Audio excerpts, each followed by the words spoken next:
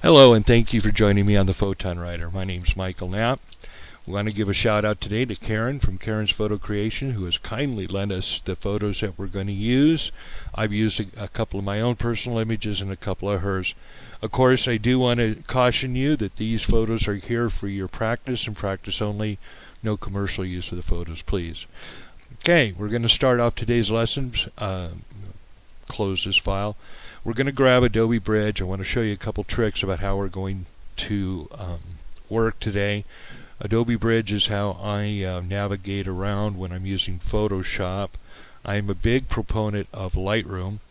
Notice I just dragged that out of Adobe and dropped it, Adobe out of Bridge and dropped it right into Photoshop.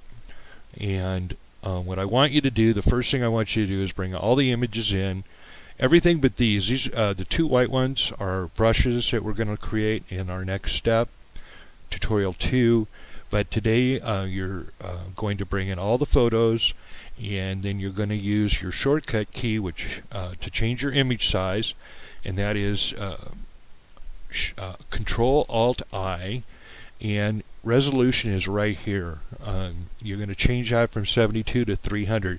The reason is if you're trying to do photo manipulations on a 72 dpi, for example, a Gaussian blur, if you put 4% Gaussian blur at 72 dpi at that's the same like an exposure equivalent.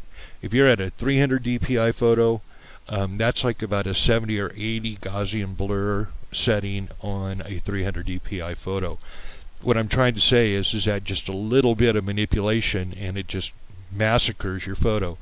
You need to have the data. Even though we're taking a 72 dpi photo and creating it into 300, if you use the bicubic, here we go again, Control-Alt-I, bicubic smoother is better for enlargements, and it'll work really well.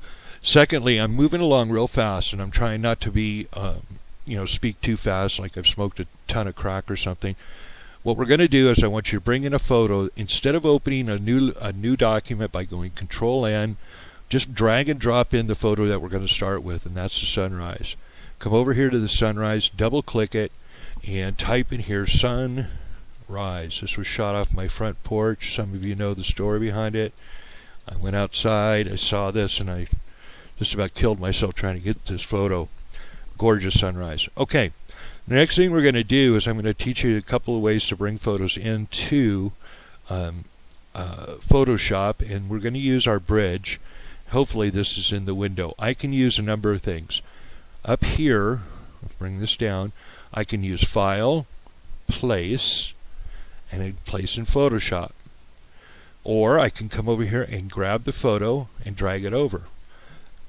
Either way, if I use the Place command or drag and drop, it's going to place the photo on top with the free transform already engaged as I shrink the photo down. This shows that it is in free transform mode, and that would be under your edit. You'll notice here free transform is Control-T. Now the only reason you need to know that, we're going to hit enter to accept it, and to reverse a command is Control-Alt-Z, and we'll go back. The other way to bring a photo in is you can double click it.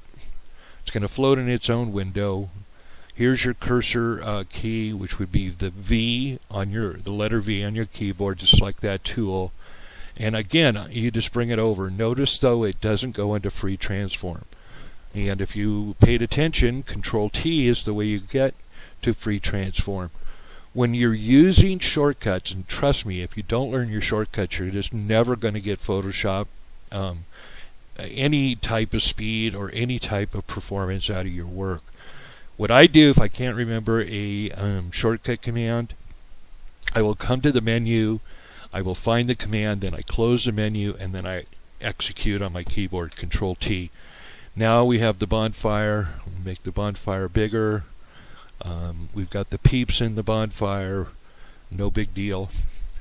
I want to keep this on a pretty short leash because these files get huge. So I've got about 10 seconds here to wrap things up. Again, we've used the free transform. We've talked about shortcuts, and we've talked about image size. And again, if you don't remember a shortcut, you come into the menu and Control A is select, Control D is deselect, reselect, Shift, Control D. Very important to learn these because you can make so much happen. Again, I want to thank you for joining me on the Photon Rider, and that's our timer saying 5 minutes is up. Have a great day.